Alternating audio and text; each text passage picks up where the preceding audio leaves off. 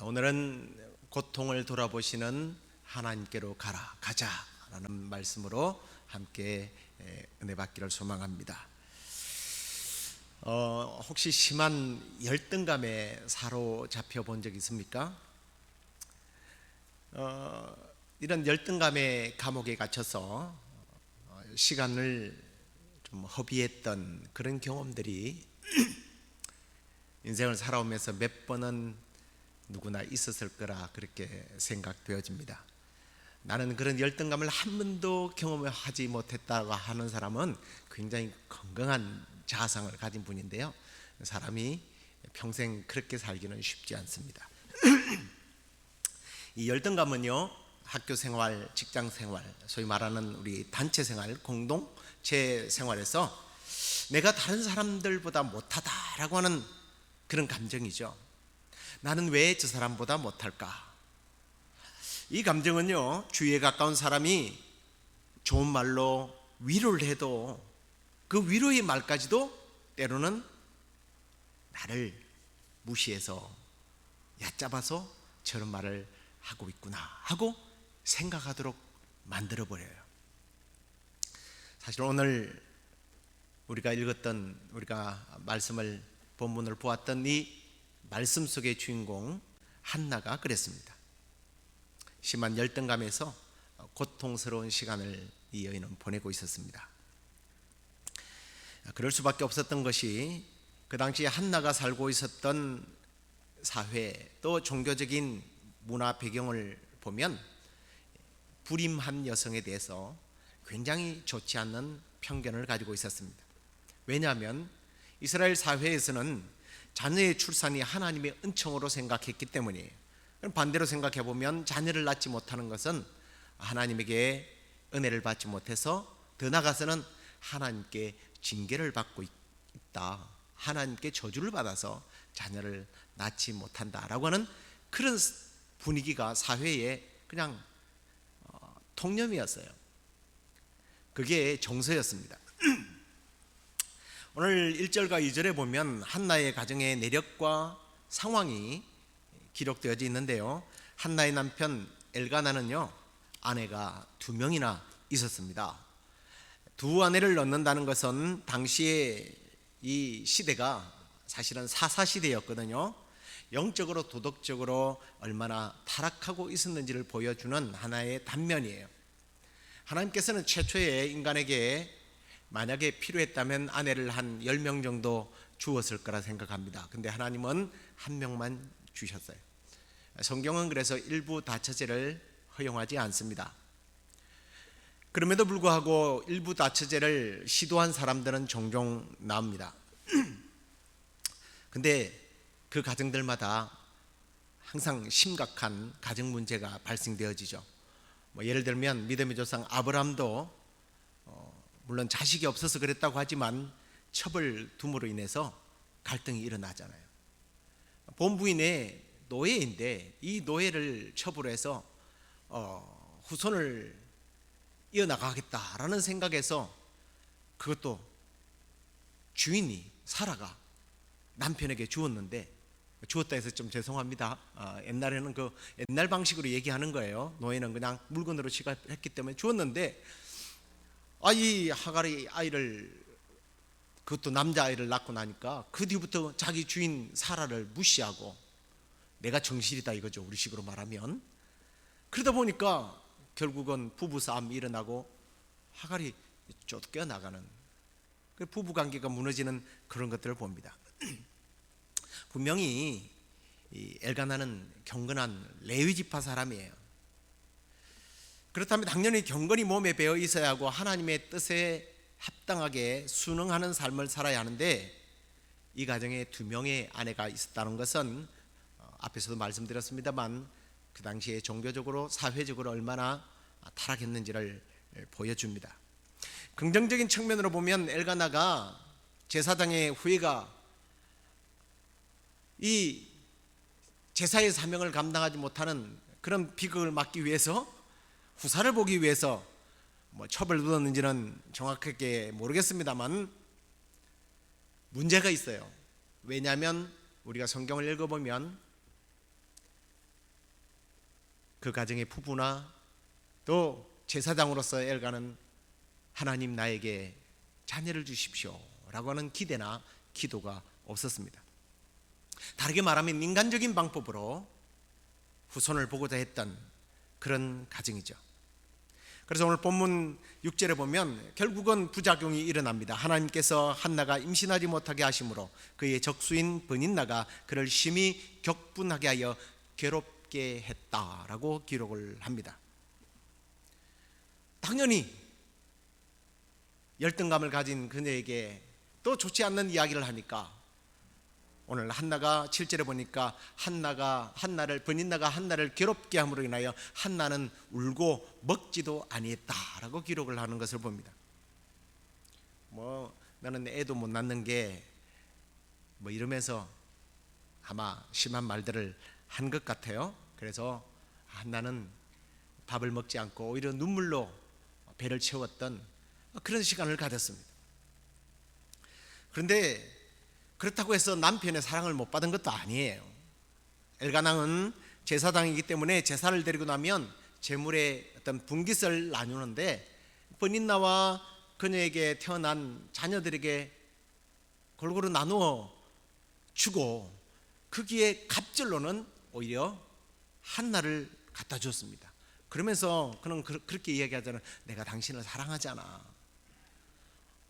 사랑한다는 얘기도 이 한나의 귀에는 들려오지 않았습니다.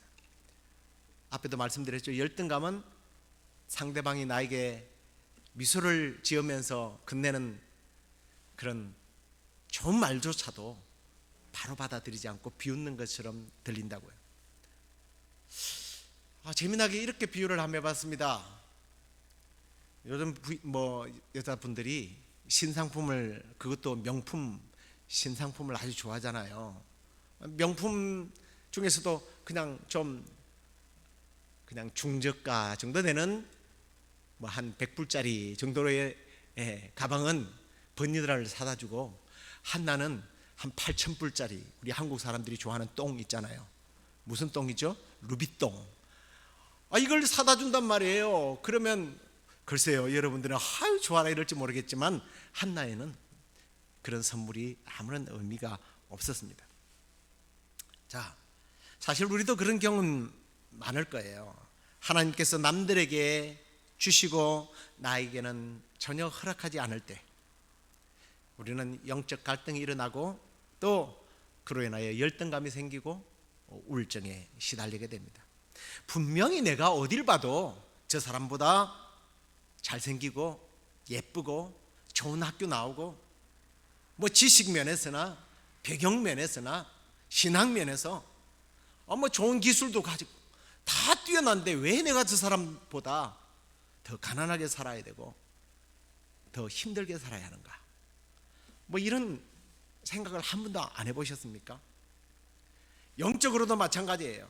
내가 저 사람보다 훨씬 신앙생활을 잘 하는 것 같은데 예배 생활도 잘하고 헌금 생활도 잘하고 교회 봉사도 많이 하는데 왜 저 사람은 저렇게 신앙생활을 죄송합니다 개떡같이 하는데 나는 왜 이런가 하고 영적 열등감과 결국은 영적 우울증에 시달려 본 경험들이 없느냐는 거예요. 사실 있죠. 그리고 한편으로 브닛나가 한나를 괴롭히는 이유가 4절 6절인데 이 분깃을 자기 아들을 자기 자식들에게 충분히 나누어 주어야 할 텐데 아기도 못 낳는 한나에게 주니까 이게 공평하지 못한 남편 때문에 남편에게는 화풀이를 못하고 이 한나에게 화풀이를 한 것 같습니다. 하나님께 저주받은 여자에게 왜 하나님께 드렸던 제사의 분깃을 더 많이 주는가? 하나님이 버린 여자를 왜 당신이 옹호하는가? 이건 공의야, 정의야, 이건 신앙이야. 하나님이 버린 여자라면 당신도 버려야지 왜 당신이 감싸는가? 이런 말을 안 했겠어요? 충분히 하고도 남았으리라 추측해 봅니다. 그런데 남편이 경상도 사람인지 무뚝뚝 해가지고 답도 안 하고 그러니까 이제는 그 화살이 한나에게 가는 거예요. 예수 믿는 사람이 왜 그렇게 살아야 하는가? 좀 전에도 말씀드렸습니다만 우리 공통적인 부모 속에서 한번 이해해 보십시다. 교회를 다니면 축복받고 다 잘 살아야 하는데 왜 교회 다니는 사람들이 빌어먹고 가난하게 사는가? 교회 안 다니는 나는 건강한데 당신은 교회 다닌다고 하나님이 치료하시는 하나님이라고 그런다면서, 그런데 왜 당신은 이렇게 맨날 병들어서 골골하니? 왜 이렇게 가난해? 우리 너무 많이 듣던 이야기일 겁니다. 그런데 정말 그렇습니까? 예수 믿으면, 하나님을 믿으면 병들지도 않고 돈도 많이 벌어야 되고 전부 다 부자가 되고 지위와 권력을 가지고 살아야 하는 건가요? 만약에 그렇지 않으면 하나님께 저주를 받아서 하나님께 버림을 받은 걸까요? 이건요, 하나님의 선하신 뜻을 이해하지 못하는 삐뚤어진 신앙관, 잘못된 신앙관에서 나온 사상이에요. 자, 본문으로 다시 돌아가 보면 이 버닌나의 행동과 말로 인하여 한나는요 심한 열등감에서 몸부림칩니다. 열등감이 없는 사람이 없다고 말씀을 드렸죠. 근데 문제는 그것이 신앙으로 성화가 되느냐, 아니면 그 말에 자기 인생을 포기하고 망쳐버리느냐에 따라서 상황은 달라집니다. 한나는 그런 상황 속에서 자기 인생을 포기한 것이 아니라 오늘 그녀는 하나님께로 나아갔던 거예요. 여러분은 어떻습니까? 심한 열등감에, 그리고 질병에, 가난에 힘든 시간이 찾아올 때에 하나님을 원망하고 자포자기하고 술이나 약물이나 그냥 자신의 삶을 놓아버리면, 또는 나를 그렇게 해꾸지했던 사람들에게 복수의 칼을 갈고 있지는 않는지. 그런데 오늘 말씀으로 다시 한번 확인해 볼까요? 한나가 어떻게 했는지. 오늘 10절 말씀을 보십시오. 한나가 마음이 괴로워서 여호와께 기도하고 통곡하며 서원하여 이르되, 만군의 여호와여, 만일 주의 여종의 고통을 돌보시고 나를 기억하사 주의 여종을 잊지 아니하시고 주의 여종에게 아들을 주시면 내가 그의 평생에 그를 여호와께 드리고 삭도를 그의 머리에 대지 아니하겠습니다. 하나님께 나가서 기도하고 통곡하고 서원하는 것을 봅니다. 하나님을 찾아가서 나의 고통을 돌보시고 나를 생각하시는 하나님께, 아니 하나님 그렇게 하셨다면 이제 나에게 아들을 주십시오 하고 기도했던 거예요. 사람에게 찾아가서 내가 이렇습니다, 저렇습니다 하소연하는 것이 아니라, 자신의 억울함을 토해내는 것이 아니라 하나님께 나아가서 토해냈던 거예요. 그리고 이 한나의 기도의 내용을 보면요, 참 한나의 신앙이 아름답다라는 생각을 저는 하게 된 것이, 이렇게 억울한 기도를 하면서도 한나는 버닌나가 그랬습니다. 우리 남편이 나를 섭섭하게 했습니다. 버닌나의 자식들이요 나를 무시했습니다. 이런 말 전혀 하지 않아요. 그런 것 때문에 내가 상처받았다고 전혀 얘기하지 않아요. 그저 자기의 아픈 마음만 내려놓았던 거예요. 왜 그럴까요? 하나님의 분명한 뜻이 있다라는 것을 받아들였기 때문에, 하나님의 섭리를 믿었기 때문에. 이것이 하나님의 섭리라면, 지난주에 말씀드렸죠. 도끼로 실수로 사람을 죽여도 그것이 하나님께서, 하나님의 내가 그를 그렇게 했다라고 말씀하잖아요. 하나님의 섭리, 하나님의 뜻을 이해했기 때문에 다른 사람을 전혀 원망하지 않습니다. 그렇게 기도했더니 그 결과를 보십시오. 20절에 한나가 임신하고 때가 이름에 아들을 낳아 사무엘이라 이름하였으니 이는 내가 여호와께 그를 구하였다 함이더라. 하나님께 구했더니 하나님께서 드디어 사무엘이라고 하는 아들을 주셨습니다. 꼭 이런 방법을 통해서 하나님께서는 해결해 주셔야만 할까요? 그냥 주시면 어떻겠습니까? 아니, 이 땅에 많은 사람들이 이런 특별한 은혜가 아니더라도 일반적인 은혜에 의해서 자식도 받고 돈도 받고 건강도 받고 지위도 받고 다 잘 먹고 잘 살아요. 근데 꼭 나에게는 이런 방법만 통해서 하나님 왜 나에게 주십니까? 이게 좀 불편할 수도 있어요. 그런데요,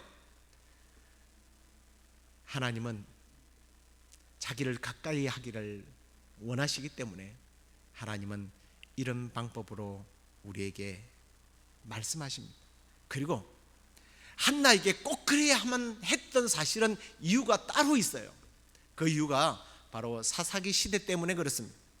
사사기 시대는요, 하나님이 없어도 다 살 수 있다고 생각했던 사람들만 살았던 거예요. 일반적인 은혜로 얼마든지 우리는 잘 먹고 잘 살 수 있다고 생각했던 사람들입니다. 그래서 사사기 마지막 장과 절에서는 이렇게 이야기하는 것을 봅니다. 사사기 21장 25절을 보십시오. 그때에 이스라엘에 왕이 없으므로 사람이 각기 자기의 소견에 옳은 대로 행하더라. 그 당시에 사람들은 자기가 법이었어요. 자기가 하나님이었어요. 하나님의 도움이 없어도, 하나님의 명령이 없어도 나의 의지와 나의 진리와 나의 경험과 나의 실력으로 얼마든지 살아갈 수 있다라고 생각하는 시대에 하나님은 유독 한나를 통해서 내가 없이 살 수 없다, 하나님이 없이 살 수 없는 인생임을 보여주시는 거예요. 말씀과 예배와 기도는 이미 형식이 되어버리고 하나님 없이도, 하나님께 예배하지 않아도, 하나님 앞에 순복하고 따르지 않아도 잘 먹고 잘 사는 시대를 우리는 만났습니다. 이게 좋은 시대가 아니에요. 종교적 타락의 시대입니다. 바로 사사기의 말에 각기 자기가 옳다고 생각한 대로 살아가는 그 방식대로 지금 세상은 돌아가고 있습니다. 하지만 우리의 아픔과 우리의 삶의 모든 미래가 하나님 손에 들려있다는 사실을 믿고 하나님께 나아가는 사람, 하나님은 그런 사람을 통해서 새로운 시대를 열어가는 거예요. 사실은 사무엘은요, 사사기와 왕정시대의 중간에서 제사장으로서 이 새로운 시대를, 과거의 시대를 마감하고 새로운 시대를 열어가는 중보적 사명을 감당하도록 허락한 하나님의 사람이었어요. 그를 통해서 하나님은 새로운 시작을, 왕정시대를 열어가도록 하셨다는 거예요. 그렇습니다. 지금 내가 겪고 있는 이 고통과 아픔과 눈물과 실패가 하나님을 찾기 전에는 나를 짓누르는 바위에 불과해요. 나를 가두는 감옥이에요. 나의 에너지를 고갈시키는 원동력이에요. 그러나 그 열등감, 실패, 그 나의 고통, 그 눈물을 하나님께 가지고 나가기만 하면 하나님께서는 오히려 나를 통하여 새로운 시작을 하도록 놀라운 하나님의 사람으로, 주인공으로 쓰신다는 거예요. 충청도 어느 시골 마을 농사꾼의 6남매 중에 막내 아들로 태어난 아이가 있었습니다. 2살 때에 소아마비를 앓았는데 너무 가난해서 치료를 하지 못해서 소위 말하는 하반신을 쓰지 못하는 그런, 우리가 말하는 안전뱅이 장애를 입게 되었습니다. 그러다 보니까 아버지가 이 장애인 아이를 부끄러워하면서 술만 먹고 오면 그냥 쓸모없는 놈 갖다 버리라, 죽어라 폭언을 하고 매질을 하고, 그러면 엄마는 이 아이를 붙잡고 계속 눈물로 지새는 그런 어릴 때의 불행한 삶을 살았던 사람이 있어요. 그래도 움직여야 되니까 자기 몸을 좀 쉽게 움직이기 위해서 비로푸대 아십니까? 빈혈된 비로푸대를 깔고 몸을 이렇게 손으로 밀고 다니면서 방안을 다녔어요. 이제 학교를 가야 되는데 1시간 거리인데 엄마가 아이를 업고 학교를 데려갔더니 장애인은 우리 학교에서 받아주지 않는다 그래서 학교도 들어가지 못하고 결국은 11살 때야 재활원으로 들어가서 거기서 공부를 하기 시작하면서 이 아이는 한 번도 1등을 놓쳐보지 않고 결국은 서울대학교 수학과를 들어가게 됩니다. 그리고 샌프란시스코에 있는 버클리 대학에서 결국은 박사학위까지 받게 되고요. 지금은 고등과학원 카이저 교수로 지금 재직 중에 있습니다. 2007년도에 40세 이하가 주는 과학자에게 주는 젊은 과학자상을 수상했고요. 지금도 특별히 신앙인으로서 많은 간증을 하면서 사람들에게 도전을 주는 분이 계세요. 혹시 여러분들 이름이 생각나시면 김인강 교수님이라고 치시면 유튜브에 올라와 있을 겁니다. 기쁨의 공식이라고 하는 책을 썼기도 했고요. 감동적인 간증을 듣게 될 거예요. 이분이 주위의 온갖 냉대와 차별 속에서도 이 장애를 이겨낼 힘이 나는 신앙입니다.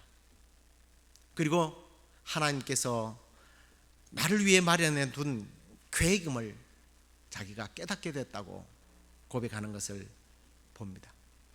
그래 그 기쁨의 공식이라는 책 속에 나오는 간증 중에 이런 대목이 있어요. 대학교 3학년 때 이게 이제 목발을 너무 많이 짚고 다니니까 이게 가방 무겁죠. 뭐 목발을 짚고 다니죠. 그러니까 이 갈비뼈와 이 폐가 부딪혀 가지고 구멍이 난 거예요. 의사는 수술을 하지 않으면 당장에 죽을 수도 있다고 하는데 돈이 있어야죠. 그래서 기도원에 찾아가서 막 기도를 하면서 원망했대요. 하나님, 왜 나에게만 이런 가혹한 시간을 주시고 왜 나만 이렇게 아프고 나는 아무 쓸모없는 나를 이렇게 태어나게 하셨어요. 차라리 나를 데려가세요. 그랬는데 저 뒤쪽에서 누가 찬송을 부르더라는 거예요. 내 모습 이대로 주 받아주소서. 날 위해 돌아가신 주 날 받아주소서. 막 이런 찬송이 들리는데 그 순간 자기의 자아가 꺾이고 회개가 터져나오면서 욥이 그랬잖아요. 하나님 모든 주권과 통치권을 인정하면서 자신의 이 연약한 이 모습이 오히려 연약한 자들에게 희망을 주기 위한 하나님의 뜻이고 섭님을 깨닫게 되었다는 그런 간증 대목을 보았습니다. 저는요 그 대목을 보면서 갑자기 한나가 생각나더라고요. 한나가요 울고불고 기도할 때에 얼마나 애처롭게 기도했든지 마치 술 취한 여자처럼 그렇게 기도를 한 거예요. 그랬더니 영적으로 별로 거룩하지 못한 엘리 제사장이 이 여자가 어디 술이 취해가지고 요즘으로 말하면 교회 와가지고 이게 무슨 행패야 그러면서 뭐라고 한 거예요. 그랬더니 그게 아니라 내가 이런 딱한 사정이 있어서 하나님께 내 아픈 마음을 올려드리는 중에 있습니다. 그랬더니 엘리 제사장이요 이런 말을 하는 거예요. 하나님이 내가 기도하여 구한 것을 허락하시기를 원하노라. 근데요 참 재미난 말이 제가 이 앞에 누구의 하나님이라고 뺐어요. 보통 뭐라고 그래야 돼요? 나의 하나님, 나의 섬기는 하나님이 이래야 되는데요 이스라엘의 하나님이 이래요. 얼마나 영적으로 문제가 있는 제사장인지 몰라요. 그럼에도 불구하고 한나는요 이 고백이 이 선포가 하나님의 음성인 줄로 알고 그날 그 시부터 먹고 마시고 얼굴에 근심이 싹 사라졌다고 성경은 기록하고 있어요. 지금 어떤 열등감, 어떤 고통의 문제가 여러분의 삶을 짓누르고 있습니까? 고통이 하나님을 멀리할 이유가 아니라 오히려 이 고통을 통해서 하나님을 만나게 되는 접촉점으로 삼으시기 바랍니다. 나에게 있는 이 고통, 이 컴플렉스, 이 열등감이 하나님이 나를 부르는 사인으로 받아들이시기 바랍니다. 다윗은요, 시편 56편에 보니까 아들 압살롬에게 쫓겨다니면서 그는 이런 고백을 합니다. 내가 두려워하는 날에는 내가 주를 의지하리이다. 그렇게 주님을 의지함으로 11절에 가서 이렇게 말합니다. 내가 하나님을 의지하였은즉 두려워하지 아니하리니 사람이 내게 어찌 할 수 있겠습니까? 만군의 여호와 하나님을 의지하는데 사람이 어떻게 나를 해코지하겠습니까? 그리고 13절에 가서 이렇게 고백합니다. 주께서 내 생명을 사망에서 건지셨음이라.